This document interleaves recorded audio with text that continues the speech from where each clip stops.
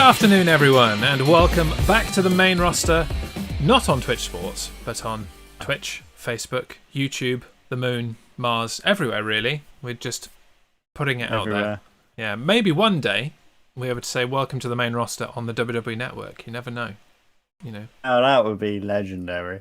Yeah, like shoot your shot, shoot high, and see what comes. I'm just going to mute my phone. I can hear myself talking, which is not what I want. How are you doing? Welcome on in, everyone that's joined us. Yeah. Dan. Yeah. What's life like for you in this roasting United Kingdom environment? Hot, sweaty, all of the above. Yeah. I've decided, in my infinite wisdom, to supplement the boiling hot weather by getting back to running and increasing my body temperature further. Yeah, which is good idea. It's a smart idea if ever I had one. But fingers crossed, it's working so far. I do become a sweaty mess, but my ankle is holding out, which is what I really wanted out of life. Think of your fitness. Yeah, I will take being a sweaty mess if it means that I can actually do the fitness kind of thing. Yeah, and actually, despite not running and my binge eating over the summer, I'm still at the same weight that I was when I stopped running in the beginning of July. So that's a win. Yeah. Right. Okay. Yeah. Logic. Yeah, I'm still at the weight that I dropped to of 97 kilos. Well done. Which is still a lot of kilos, but I'm a lot of person. I'm very tall, so. Yeah, you are a tall person, so. But, as usual, we digress. We cannot digress too much as we try and bring this show within the allotted hour that we originally said the show was going to be. It got longer and longer and longer. Yeah. It ended up like 2 hours or something. There are some shows that have been 2 hours. Yeah. So we're gonna try and stick to task this time, and we're gonna get right into our first section. It's time for the news. Ladies and gentlemen, I'm afraid I've got some news. Dun, dun, dun, dun, dun, dun. Do you like how I saved you the job there of having to do the news thing yourself? Oh, it sounds weird hearing me through my own ears. You get used to it. Right, the news. So, over the weekend, this was the news that was presented to me by you, actually, Dan. It made me worry a little bit. WWE UK Holdings Limited to dissolve today, September 7th, 2021. Previous to this, last week, they dissolved WWE Japan. They were originally going to have an NXT Japan as well, but they decided not to do so, it seems, and they haven't even got an office there to arrange their live shows anymore, so who knows what that means for Japan. Sorry, Japan, WWE are not interested. But now joining them is WWE UK Holdings Limited. We originally thought, oh, excrement, this is probably the end of NXT UK with NXT rebranding in all of its colourful wisdom. Penis. To whatever that is. Week today we get to see the new NXT. Joy. That they just don't have the time or effort for NXT. We resigned ourselves to sadness and then we sat back. But then there was an update. Former Progress Wrestling dude and NXT UK creative director Jim Smallman responded on Instagram and Twitter saying categorically that NXT UK is not closing down and that WWE UK Holdings Limited, I'll just go to the actual comment, is nothing to do with NXT UK. Okay. So there we go. We're all right. It was a breathe. false start. We were concerned that NXT UK going the way of the ghost, but thankfully they will still exist, and that's good. I was just about to start rewatching NXT UK. Haven't watched it at all during the pandemic. The Thunderdome environment they created there didn't really do it for me in much the same way that it didn't in NXT. BT Arena, I think they called it. Yeah. And I'm hoping they'll get back on the road soon. Yeah. They still haven't yet. They're the only kind of arm of WWE to not bring in a crowd. I don't think they've brought a crowd into that BT Arena yet. So when they do, I'll start watching it again. Until then, there you go. Never mind. But perhaps the biggest bit of news involves ex-WWE superstars for the competition in All Elite Wrestling. Because this past Sunday at AEW All Out, Bryan Danielson, formerly known as Daniel Bryan, Adam Cole, formerly known as Adam Cole, and Ruby Soho, originally known as Ruby Riott, debuted at the pay-per-view. I haven't had a chance to actually watch this yet. I don't know about you. It's been a busy couple of days. Of it. Yeah, I pretty much know what happened. It's hard to avoid after 2 days, but yes. So Adam Cole made his return following the Kenny Omega victory. Spoilers for All Out if you haven't watched it yet. Over Christian Cage. So he has joined the Elite. Hardly surprising there. And then Bryan Danielson came out for the save. Yep. So a very limited appearance from both of these guys, really. Just, hi, we're here. Tune in on Wednesday to find out more. And the more extended debut was for Ruby Soho, who debuted in the Women's Casino Battle Royal and actually won and earned a shot at the AEW Women's World Championship. Yeah. So what do you think about this? Some of them we knew. Yeah, some of them we knew. One of them we knew. One of them we thought probably, and the other we thought probably too. But what are your thoughts? Yeah.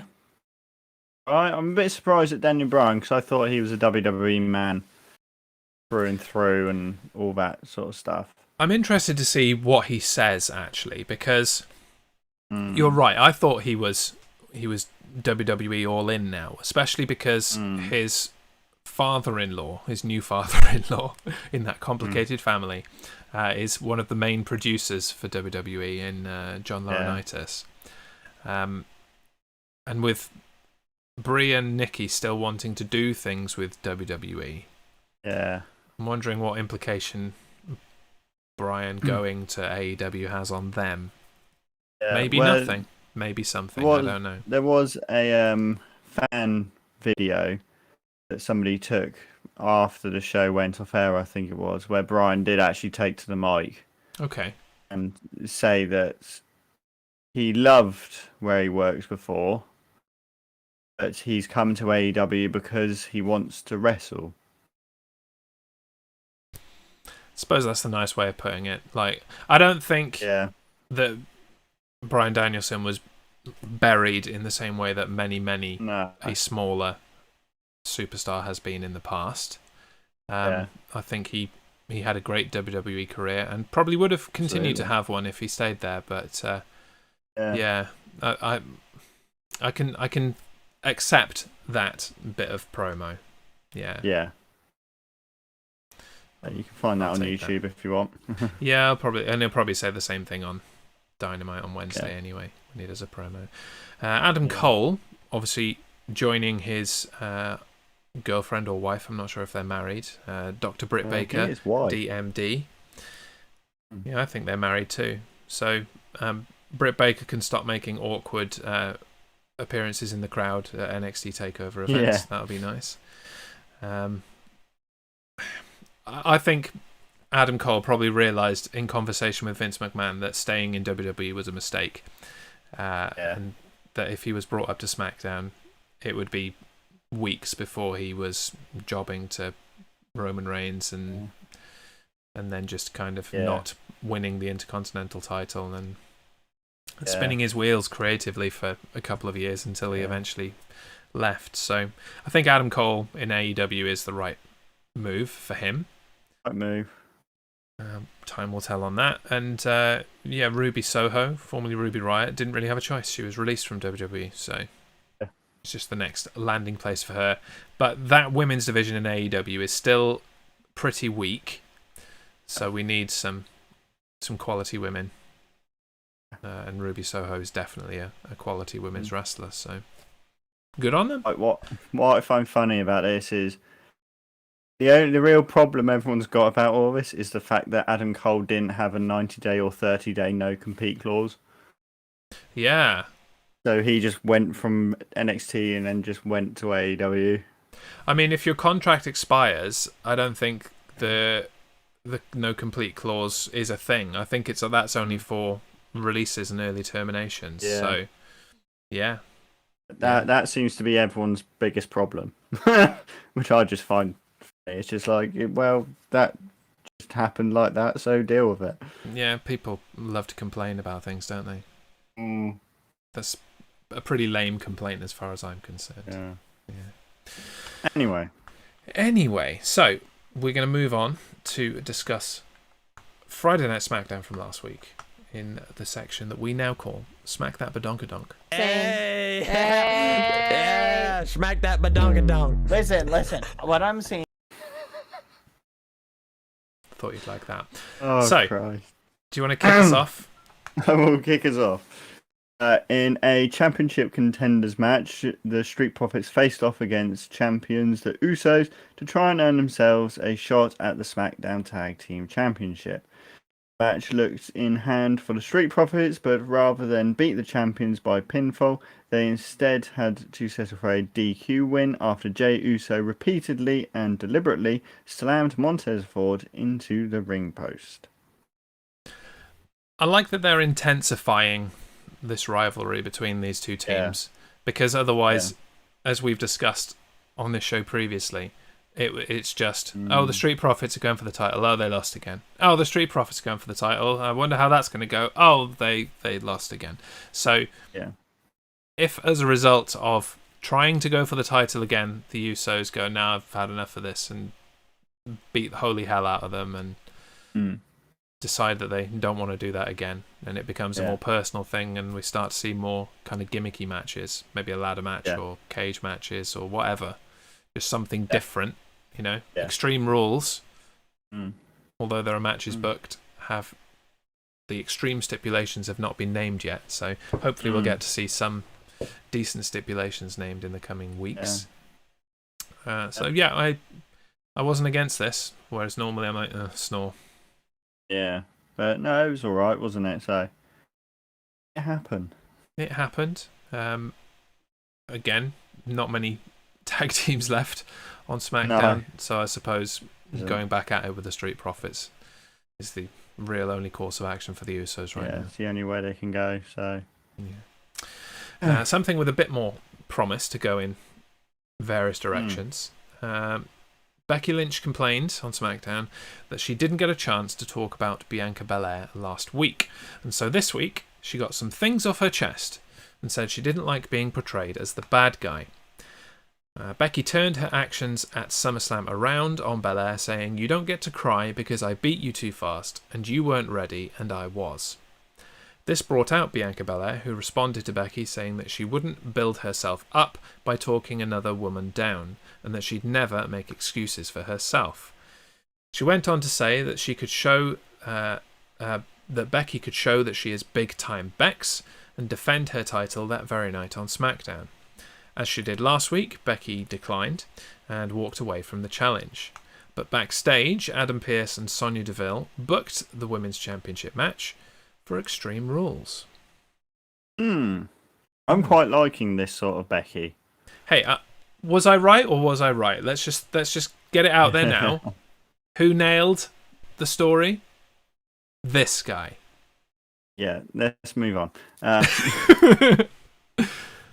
Yeah, but I'm with you. I like the gradual heel turn that Becky is undergoing. She's just, gradually annoying people and being generally irritating, and shying away from challenges. Yeah. Like the whole notion of, the match happens on the man's time is all well and good, but also it introduces a little bit of cowardice. Yeah. And we are very much moving towards that heel turn. Yeah. I would like, and I don't know how they do this at Extreme Rules, because you'd assume there's going to be an extreme stipulation. I would like Becky to get herself disqualified just as she's about to lose the title. I would like it to be that Bianca Belair is just dominating her for a long period of time to make up for the short match at SummerSlam. And then all of a sudden, Becky Lynch just goes and gets the title belt and smacks her over the head and walks away going, still champion, still the man, still champion. Because that's just a massive spit in the face to anybody that just wanted to see Becky Lynch come out there and defeat Belair fair and square for the second pay-per-view in a row. Yes, I guess you could have one of the extreme matches that still has countouts. Yeah. So she could literally just walk away. You could be getting her arse handed to her and then just walk away. Yeah. So she roll out the ring, grab the belt, and just walk up the ramp and just say bye. Yeah. Yeah, that's the trouble with it being Extreme Rules. There are very limited choices of how you can kind of cheat your way into, but still the champion. Yeah. Yeah. Count out. Have to wait and see. Yeah, the belt doesn't change hands on a count out, does it? Similar to disqualification. So, yeah. We'll keep an eye on it. Maybe they spit in the face of the Extreme Rules concept and just make it a one-on-one match to pull something off like that. But that's how I would book this, personally. No, but that'd be a good idea. But this is WWE. Yes, indeed. Yeah. Will the next thing be a good idea? Find out. In what seems like Seth Rollins moving on from the Rated R Superstar, he took on old rival Cesaro. Rollins emulated the man that beat him at SummerSlam, playing the Edge Greatest Hits album with an Edge-O-Matic and an Education, not amongst others. Rollins got a little carried away though and got himself disqualified before pulling off another Edge move, locking Cesaro in the crossface using a broken piece of chair. Edge ran to the ring to make the save and later challenged the Architect to Edge versus Rollins 2 at Madison Square Garden next week on Smackdown. That's Madison Square Garden. Rather Madeleine Square Garden, which is a different place entirely. I don't know where that is, but it sounds great. Madeleine Square Garden. We do like to change people's names on this show, so maybe it's Madeleine Square Garden now. Maybe that's just the way it is. But this show at Madeleine Square Garden next week does seem to be stacking up pretty damn well. Yes, I'm actually looking forward to SmackDown. To be honest, I always look forward to SmackDown more than Raw at the moment anyway, yeah, absolutely. SmackDown is definitely watchable and is enjoyable. Raw exists. Are you looking forward Raw to... is the show that happened. Yeah, Raw is just the show that happened, and it has done for the last 2 years. But are you looking forward to Edge versus Rollins 2? Yeah, I kind of am. Because those two can go. And I'm kind of hoping there's some trickery involved as well. Rollins being a bit dastardly. Yeah, I think I was ready for them both to move in different directions and try something else, personally. That's not to say I won't enjoy the match. I'm sure it'll be great. Yeah. But interrupted by commercial breaks and not really wanting Seth Rollins to win. Yeah, it's going to be an interesting one for me. I just think they did everything they wanted to do. And Rollins, sickly, yeah, I'm fine with losing. It was fine. I learned a lot, and now I'm going to move on to take out that rage on other people. I mean, just be a happy person. So when we got this match with Cesaro and he just went off on him, I thought, great, this is the direction he's going in. Rollins is going to be bitter for months about the fact that Edge beat him at SummerSlam. And if they want to do something about that down the line, cool. Yeah. But I would have preferred to keep them separate. It's just me. Just my preference. Yeah. But we'll tune in on Friday at Madeleine Square Garden and see exactly what this match entails. Now, in what could have been my favourite segment of the night, we'll see. The Kevin Owens show welcomed a very special guest on SmackDown when Kevin Owens invited Happy Corbin to the show. Corbin turned things around on Owens and invited his own guest to the show, Logan Paul. Owens wasn't happy and verbally abused the two men.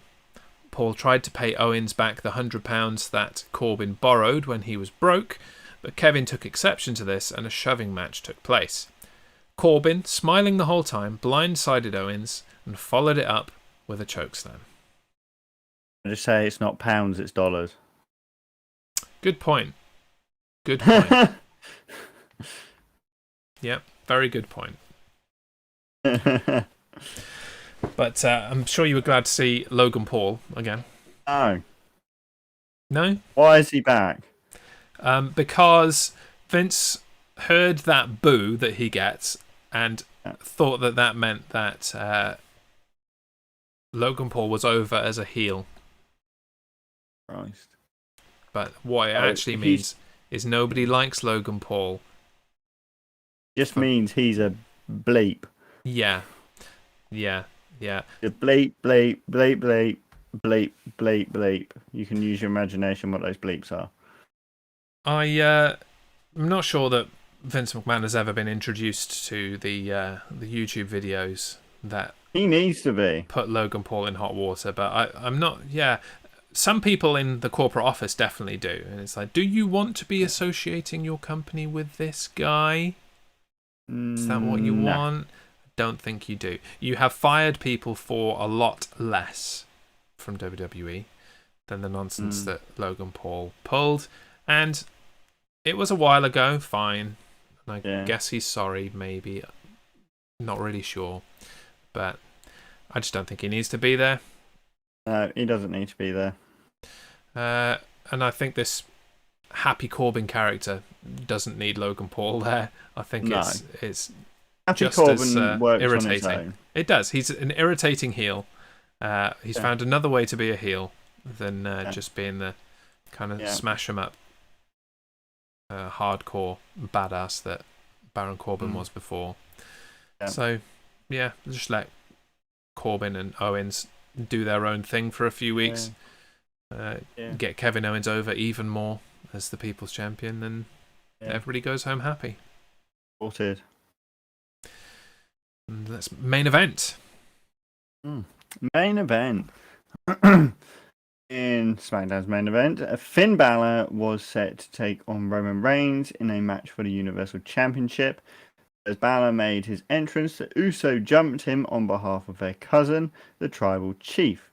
Balor insisted the match take place regardless, but the work done pre-match, as well as a low blow, allowed Reigns to pick up a fairly easy victory to retain the championship. Next week may not be as easy for the head of the table, as we did learn early in the night via Paul Heyman and his Here Comes the Pain ringtone that Brock Garden next week on SmackDown. Your audio lagged a bit there. That was Brock Lesnar will be at Madeleine Square Garden next week on SmackDown. Brock Lesnar will be at Madeleine Square Garden. Which is a shame, because everyone else will be at Madison Square Garden and Brock Lesnar will just say like, where is everyone? Thought there were more people at Madison Square Garden, to be honest. Yeah, Brock, you're at Madeleine Square Garden. You've gone to the wrong place. Oh, I blame those morons on the main roster. Oh, well. I have one question from this. When does Finn Balor's contract expire? I don't know. Maybe give it a Google. Yeah. It's worth finding out, and I don't know if that information is out there. When does Finn Balor's WWE contract expire? Let's see. Next week. Wouldn't that be nice? I did hear, though, while I'm looking this up, that Finn Balor was offered the chance to go to NXT UK instead of SmackDown a few months ago when they were trying to move that up. That would have been dope. It would have. Okay, this website sucks. Let's try another one. May not be able to find this information. Oh, there's a lot of names here. Let's just search for Balor. Nope, he's not there. I'll find it out another time rather than digress now. But my point being, is this really what we're going to get from Finn Balor now? Is the guy who almost wins the title every time, but never actually does. Yeah, he's like a fingertip away, and then fails. Yeah, so I wasn't like, it's not that I wanted Finn Balor to win in this match. Don't get me wrong, but it's also, why did Finn Balor need to be back in the title picture just to lose again immediately? Yeah, no. Why indeed? They haven't really got anyone to tread that water leading up to Brock Lesnar. Yeah. I guess Brock Lesnar comes at Extreme Rules. Yeah. Being that we've got, 3 weeks away from the pay-per-view? Something like that. Something like 20 days or just under 20 days, 19 days until Extreme Rules. So, if he's at Madison Square Garden on Friday, book the match then. Get on with that, and then several rematches all the way through to Royal Rumble probably. So that is where we are in the title picture. Brock Lesnar is not going to be on every show, so expect 6 or 7 more Finn Balor Championship matches on SmackDown where he just loses. Yep. Not a fan, really. So it's a disappointing end to SmackDown. Yeah, it was. I enjoyed it anyway, but I'd rather my guy Finn wasn't treated that way, personally. Absolutely. And you can bet that as soon as his contract is up and he is able, Finn Balor is all elite. Yeah. Will there be anybody left in the company by then? Who knows? Oh, I think then All Elite Wrestling will start having to release people because they won't have anything to do for them. No, they'll just create another YouTube show and just have a wrestling show every day of the week. Make a YouTube championship. Yeah. Rather than a TNT championship, it'll be a YouTube championship. I wonder what they're going to do next year when they move Dynamite to TBS instead of TNT. They're renaming the title. Who do you rate better? Shane Daly Stevens on Facebook, welcome in. Disco Inferno or Curryman? Hands down, without any equivocation, Curryman. Love Curryman. What a guy. Christopher Daniels doing Christopher Daniels things. Love Curryman. What about you, Dan? Love a bit of Curryman. Be a bit of Curryman. Yeah. Doesn't love a bit of Curryman. That period in Impact Wrestling with Curryman and also Shark Boy. Couldn't beat Shark Boy either.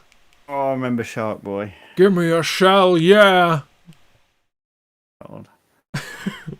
And on that note, we'll progress nicely into our discussion of Monday Night Raw in the segment now called It's Effing Raw. Paul, please. Yes, chef. It's f***ing Raw. My God. And we'll crack right into our first discussion. And after defeating her last week, did you like that bit of Gordon Ramsay? Love that. After defeating her last week, Nia Jax earned a Raw Women's Championship match against Charlotte Flair this week on Raw. As the bell rang, Shayna Baszler jumped onto the apron with a microphone and asked whether her tag team partner would become Raw Women's Champion tonight or would she choke. The match began viciously, with both women laying in stiff punches on the other, but after Charlotte was sent out of the ring, she tried to leave. Baszler blocked her path, and Jax dragged the Queen back into the ring by her hair. Shayna Baszler would be the difference in the match in the end, jumping on the apron once more and distracting Jax, allowing Charlotte to hit natural selection from the top rope and retain her championship. After the match, Alexa Bliss appeared on the Titantron and invited Charlotte to Alexa's playground. Flair declined, and so Alexa decided to turn out the lights in the arena and join Charlotte in the ring anyway. Bliss pointed at the Raw Women's Championship, and Charlotte accepted, or appeared to accept, saying, "Fine, but this isn't your playground, it's mine." Yeah. Bring on Alexa Bliss versus Charlotte. Yeah, and there are two discussions here. That's the first one, the Alexa Bliss versus Charlotte thing that is happening, probably happening at Extreme Rules. Doesn't fit in with what I wanted for Charlotte to just go on a run and beat everyone now, because I don't want her to beat Alexa Bliss quite that easily. So maybe that plan doesn't happen. But yeah, Alexa Bliss with the Raw Women's Championship would suit me just fine. Be awesome. Would we get a creepy Alexa face championship like we did for The Fiend? Don't think we would. I don't know either, but we might get different side plates.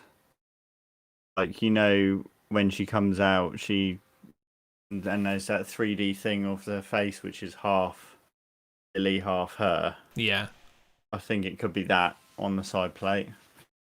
Which, Or it could be the two things on her gloves. Play and Pain. Play and Pain, yeah. You could have one on either side of the championship.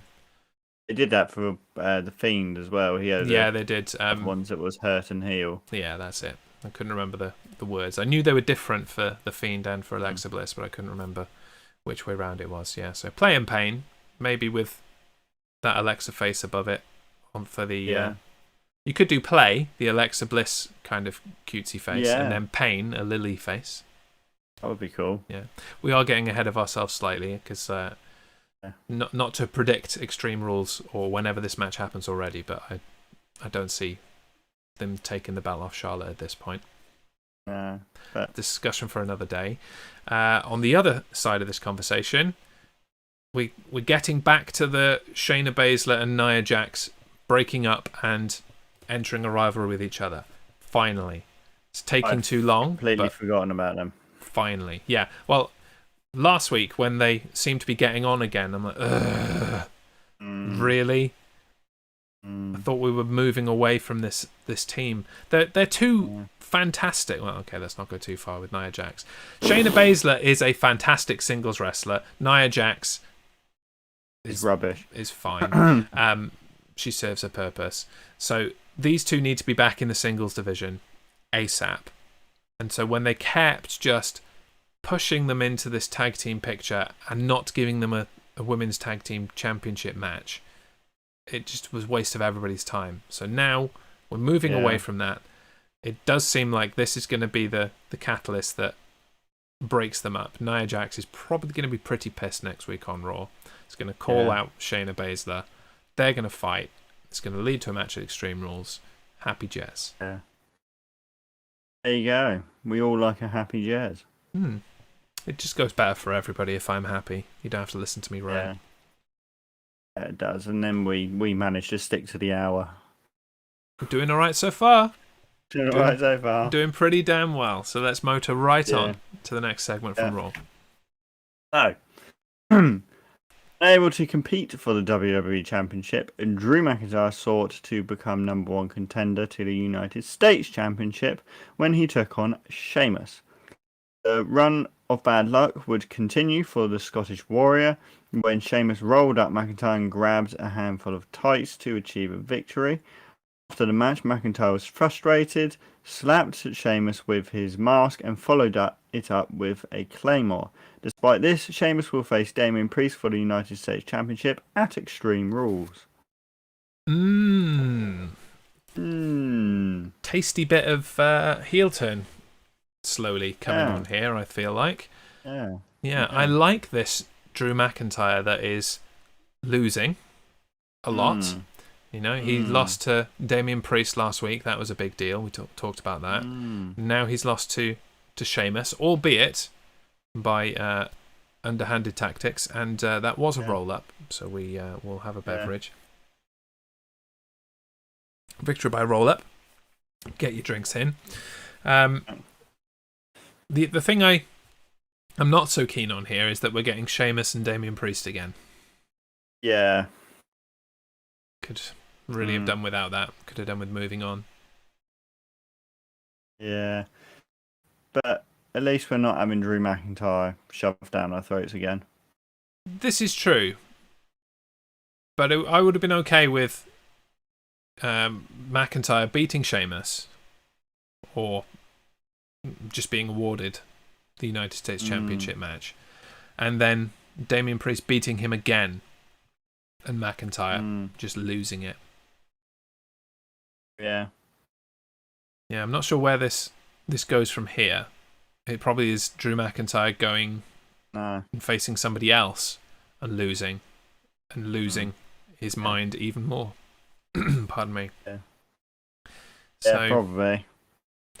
But I'd much prefer McIntyre as a heel now. I think he had his time as the top babyface of the company during the pandemic. Yeah. He hasn't been getting that same reaction now that we're back in front of crowds. And they did boo when he attacked Sheamus after the match. They did boo in Miami. So that seems to be working. And we'll see how that progresses. Saying that about him being a heel, and this is a rumor. Mm-hmm. Do we need a bit of Dan's dirt sheet? You can throw the Dan's dirt sheet up there. We haven't had it in a while, so go for it. Dirty. There we go, just to hear it. Well, Drew McIntyre has asked for his old music back. Broken Dreams one. Yeah. And apparently he's been granted it because they still own the rights to it. And apparently it's the second all-time most downloaded WWE song. Is it? Yeah, there you go. Apparently. Yeah. Right behind John Cena. Yeah, I liked it. The Broken Dreams. And him becoming a heel, him becoming a heel would kind of suit it, I think. And it would be an opportunity to get rid of that stupid damn sword. Yes. So I'm all for changing up the give character it back a little to bit. Vince. Yeah. Here you go, Vince. Have Triple H's present back. Yeah. Isn't that the sword I gave you for Christmas, Vince? Shut up, Trips. It's a crap sword anyway. Shut up, Hunter. I'll yeet that back off again. Yeet. And we'll move on. But we'll follow this closely. The heel turn of Drew McIntyre, because I'm all for it. But another future match earned on Monday Night Raw was for the Women's Tag Team Championships.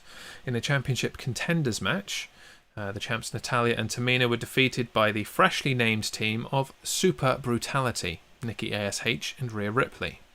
It was not announced when this match will take place, but the assumption at present is that it will be at Extreme Rules.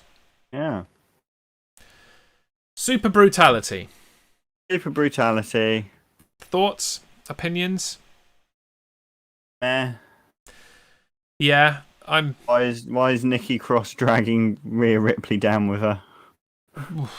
Because they've done what they wanted to do with Rhea Ripley, and that's make her look credible for a bit and then have Charlotte smash her and take the belt from her.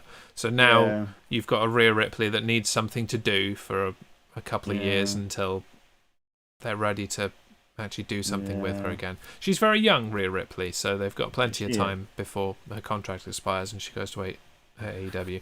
I mean, before they have to do something with her again. But I think I like the fact that they've formed a tag team. The only problem I have with it is that they just, Control-C, RK Bro, Control-V, Super Brutality. Is it the same thing again? And if it is it's a mistake because it won't be as entertaining as RK Bro. No. I don't think Nothing is more entertaining than RK Bro at the moment. No. I don't think that Nikki ASH has really got the personality to riddle it up and really get under the skin of Rhea Ripley without Rhea Ripley just beating her senseless. And maybe that's where this is going. Maybe they are going to draw the parallels to RK Bro, but Rhea Ripley will eventually have enough and turn on Nikki ASH and they'll do their own thing there. But no, I would like to see them win the Women's Tag Team Championships. Yep. And I'm just glad that they're actually putting a Women's Tag Team together. Yeah. That somewhat kind of makes sense in the story. I mean, you wouldn't put these two together under normal circumstances, but they've explained it using story, so go for it. I guess we've forgotten about, I don't know, Shotzi and Tegan Knox. You've got a championship opportunity, haven't they? They do. It's a good point. Happened to them. I had forgotten that. Yeah. Haven't seen them on Smackdown for a few weeks. Wait, they'll be on the new NXT, won't they? The less we talk about that new NXT, the better, I think. This is the main roster. We don't need to talk about NXT, thankfully. And we will move on. Yes. Move on. Right. Over. Yep. Yeah, we're entering what was the bulk of Monday Night Raw, so it's a long bit of preamble. So, Monday Night Raw centered around tag team turmoil as the show kicked off last night. It was announced at the top of the show that the New Day, Lucha House Party, AJ Styles and Omos, Mustafa Ali and Mansoor, Jinder Mahal and Beer, Mace and T-Bar, and the War Viking Machine Raider Experience would compete for a chance to face the Raw Tag Team Champions, RK Bro. Tag Team Champions, RK Bro made their way to the ring to address the fact they had put away Lashley and MVP last week, and they would be watching closely as the teams of Raw vied a shot at their gold. As Riddle rambled hilariously about the members of the tag team title match, they were interrupted by the almighty WWE Champion Bobby Lashley and MVP, who challenged Randy Orton to a one-on-one match. Orton accepted on one condition, that Lashley put the WWE title on the line.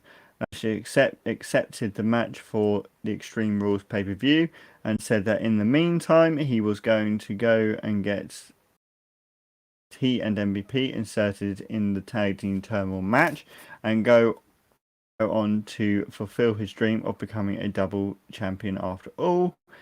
Tag team turmoil was up next. Let's discuss the Raw Open first. Yes. I quite like this.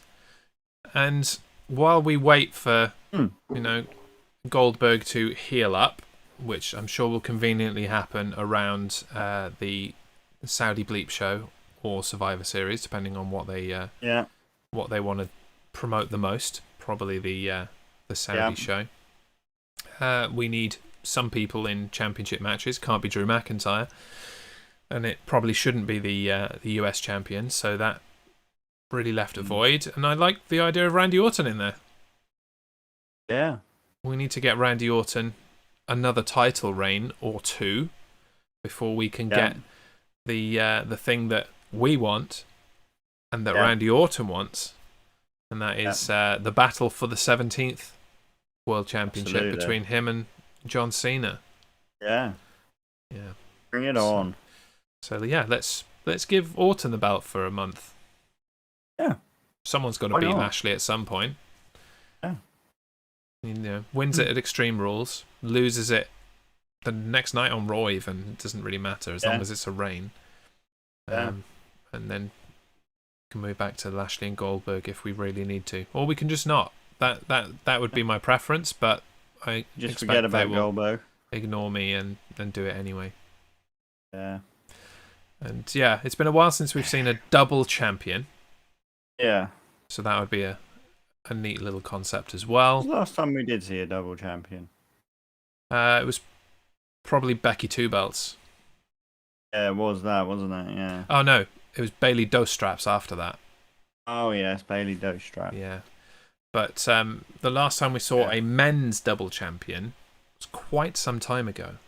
That would Seth require some Rollins? research. Yeah. Seth Rollins was United States and World. And was it United States and World? Yeah, because he won the United States from John Cena. It was the old United States belt. Hmm. It was when he was with the Authority and Sting was involved and all that. Oh, okay. You have a better recollection of that period of WWE history than me, so I will defer to your memory. But yeah, okay. A bit of research, perhaps we'll do after the show. But yeah, I like double champions, especially when it involves the tag team championship and another. Yeah, I really dig that. So maybe we'll get to see it. But tag team turmoil did actually get underway with the New Day and the Viking Raiders. Just looking to survive, Woods and Kingston took a pretty good beating from the Vikings, but were able to outlast and eliminate them. Mahal and Beer came next, and the New Day looked to strike fast and continue the momentum of the first match, but Jinder Mahal slowed Woods and took control of the match. However, Kingston turned on the veteran skills that made him WWE Champion in the past and was able to pin Mahal and move on to the next team, the Lucha House Party. LHP tried to adopt a similar strategy and deployed their trademark high-flying speed to try and defeat the New Day, but against the odds, Woods and Kingston still held on. Next up was Mace and T-Bar, and with the New Day now in the match for over 30 minutes, the big men victimised the smaller team in the pursuit of the gold. This domination continued, with Woods being isolated in the ring, but out of nowhere, Xavier rolled up T-Bar and stayed alive in the match. Mace and T-Bar continued the brutality after the match, first on the New Day, but then on the next entrance, Mansoor and Ali, who attempted to save the New Day. Due to the damage done, Sonya Deville announced that the two teams would get a chance to recover, and the match would resume later in the night. Yeah. First of all, drink for a roll-up victory. 2 in 1 night, thanks for that, WWE. Thought you were getting better, but nope. Oh, he rolled him up and held the tights. Great ending. Thanks for that booking. Wonderful work. I like the way that they split this match up, though. Yeah. I was thinking, like, okay, you've done this before where you put something really long at the beginning of Raw and it takes up the whole like first hour. And that would have been fine. I would have been okay with that. But I liked even more that they interrupted the match and then came back to it later in the main event. Because it especially made sense with the looming idea that Lashley and MVP were going to join the match as well. So I've got to give kudos where it's due. I liked the writing here to split this match into two and take it across the whole night. Because if you watch Raw at the beginning and then you were planning on tuning out or watching something else, it probably would have brought you back at the end of the night, as long as you cared about these teams. But if you had a passing interest, then you would have come back later on to see the end of the tag team turmoil. You'd have kept flicking back to see the end of it. So kudos for that. Yeah, good on you. When they mentioned at the start of the show that 7 tag teams were going to take part in this match, I said, whatever. You don't have 7 tag teams on Raw. So imagine my surprise when they listed them all. I'm like, oh my goodness. There is 7. There are 7. I mean, some of them are just shoehorned together, like Jinder Mahal and Beer. I'm like, okay. Yeah. Like, the more common sense tag team here is Beer and Shandy, but okay, fine. Chuck Jinder Mahal in there if you have to. I don't know why the actual team that accompany him to the ring aren't the team, but whatever. I forgot Lucha House Party were a thing. I forgot they existed. And then the rest, okay. Fair enough. Yeah. New Day, Vikings, Mason T-Bar. What do you think of this team of Mansoor and Mustafa Ali? We haven't really discussed them much because they haven't really done anything hugely relevant. But no, I'm kind of intrigued by them. Because, one's kind of a heel, one's kind of a baby face. Mm-hmm. And yeah, but they seem to actually work kind of well together. I think it's a good pairing. I really like the team together.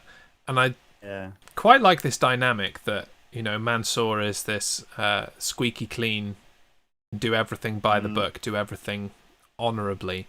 Ironic considering the country he hails from, but that's another story for another day. And on the other side, you've got Mustafa Ali, who's just like, no, we win by any means necessary. You target what you need to target. If you're not cheating, you're not trying. Viva la raza. So that clash constantly happening is interesting. Again, my only question, as it often is with things in WWE, is where can it go? Either they break up and face each other, or do they win the titles at some point and we just get this awkward thing where Mansoor keeps nearly losing the belts because he's doing the right thing and Mustafa Ali has to sneakily win by underhanded tactics. Could be quite interesting. Yeah, it would be. I just feel like this would work better in the Smackdown tag team division at the moment. Yeah, I think it would. I'd have to agree with you there. So, that's always the problem when you, and it was the problem previously with AJ Styles and Omos, when you have main event guys in the tag team championship picture. A new upstart team like this, even with a compelling story, is not really going to have a chance to show that off with the championships. They're not going to move away from RK Bro. Or even Styles and Omos and just that whole picture for quite some time. And now they're adding in the potential of Lashley and MVP. That's more main event guys in the tag team picture. So, maybe just shimmy off Mansoor and Ali to SmackDown, where they have a prospect of winning the titles, and you can do this story some justice. That would be my suggestion. Yeah. But what happened to them in this tag team turmoil match as we resumed it later in the night? Yeah, so the match continued later in the night with the New Day finally taking on Mansoor and Mustafa Ali, while AJ Styles and Omos and Lashley and MVP, now confirmed for the match, waited in the wings. Mansoor showed too much honour to take advantage of Xavier Woods' damaged back, and the argument that ensued between him and Ali ultimately cost them, and they were eliminated. The former champs Styles and Omos were up next, who had no problem targeting the damage caused by Mace and T-Bar early in the night. The odds were finally too great for the New Day, and AJ Styles pinned Kofi Kingston to finally eliminate them from contention. The final match of Tag Team Turmoil saw survivors Styles and Omos take on almighty WWE Champion Bobby Lashley and MVP. Lashley dominating the early going of the match over AJ Styles, but this came to an abrupt end when Styles tagged in the Giant Omos. The pair engaged in a test of strength that Lashley took the cheap way out of, kicking Omos in the midsection before trying to power him into the air. This didn't work, obviously, but it was enough to send Omos out of the ring and tag Styles back into the match. Lashley capitalized on this and defeated AJ Styles with a massive spear to earn him and MVP a Raw Tag Team Championship match next week on Raw. After the match, Orton snuck into the ring and delivered an RKO out of nowhere, firing the first shot in their rivalry on the road to Extreme Rules. Very well read, sir. Good job. I got it. You did. I need a drink now. So they decided out of, like an RKO out of nowhere, that this Tag Team Championship match was next week on Raw rather than doubling up at Extreme Rules. I don't think they made that clear earlier in the night, but fine, okay. So maybe we should throw out a little prediction. What do you think? Should we get Yes. our next quarter of predictions started? Let's kick it off. Yeah? Yeah. So if we're going to do that, I feel like we should also predict Edge and Rollins 2 at We can do Smackdown in Madeleine Square Garden, as you call it. So yeah, Madeleine Square it gets Garden. us off to a good start. So Edge, Rollins 2. Who do you have? I'm going to go for Rollins. So I Okay. feel like he's the one who wants the victory more, and I have this feeling in my gut. I can feel it in my fingers that we're going to get a third one of this because it's WWE. Okay. So I I'm reckon so. going- Edge won SummerSlam. Rollins is going to win next week, and then they're going to have a third one. I reckon Edge will win the third one. So Yeah.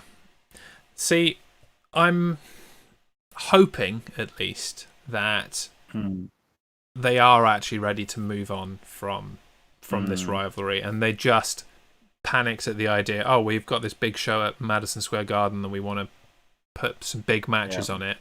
Let's just do Edge and Rollins again. And so I'm hoping that in terms of the story, it's business as usual, and so they'll just give Edge another win. So I'm going Edge, which is cool because it means that we differ. And one of us will actually get the point. So yeah, I'll go Edge while you go Rollins. Cool. And then let's predict the Raw Tag Team titles. Who do you have in this match? Lashley and MVP or RK Bro? Yeah.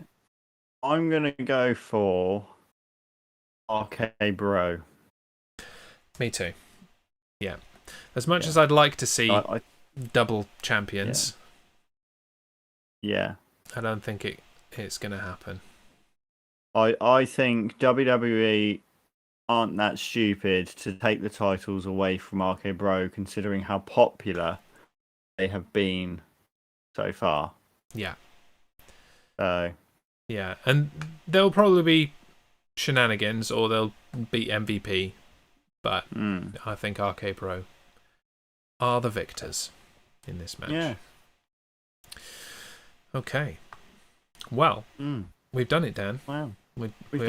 We are 3 minutes away from being an hour, and I've only got one little last thing to do before we bring the show to a close, and that is to announce that the main roster now has its very own podcast feed, rather than being shared and mixed in with the other Jez Show podcasts.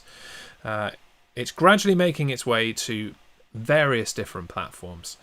So far, you can find the podcast on Spotify and on Anchor. I'll drop the Spotify link in the chat here, just for anyone who uses Spotify and wants to subscribe. At the moment, it's just last week's episode, and this week's episode will be going up this evening. But I'm going to add the full archive as we go before the old Jez Show podcast feed closes at the end of this year. So make sure you move to the new place. If you're listening to us now on Jez Show podcasts, make sure you find the new main roster channel and subscribe, so you don't miss out on the podcast. Ooh. And we're here on Facebook, YouTube and Twitch, recording live every week. All of them. At our new regular time of 4 p.m. on Tuesdays. And I think it's a successful it seems to be. debut, successful time. Yeah. We managed to keep it within an hour. Yeah, I've pressed the music because I think we can do this on the button, an hour show. Yeah. Yeah, so let's get out of here. Thank you very much for tuning in. I've been Jez. I've been Dan. And this has been an hour-long episode of the main roster. Woo! Bye, everybody. Bye.